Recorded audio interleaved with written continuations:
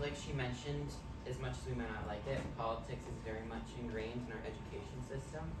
And so a very current political situation was that the Supreme Court just overturned a concept called Chevron deference.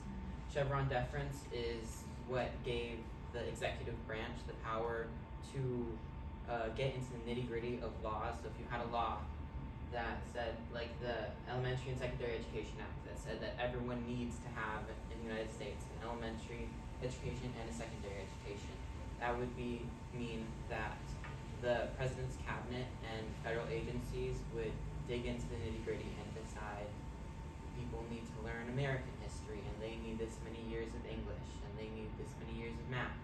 And it's all aspects of all laws that gave them that power. But now that that has been overturned, anyone can challenge one of these rules made under these laws in federal court. And a judge who may not have expertise in the subject will decide whether that rule is in line with the law or not.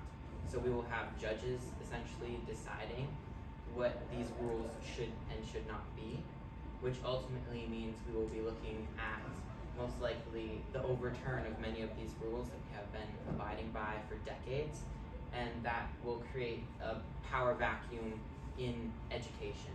And so all of these are federal laws that deal with education. They will all be affected because there are so many little rules, because laws are very vague.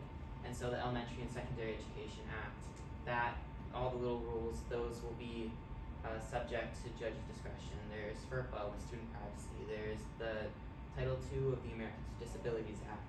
There's Title IX. There's Title VI of the Civil Rights Act. There's the Individuals with Disabilities in Education Act. And there's the Workforce Innovation Opportunity Act.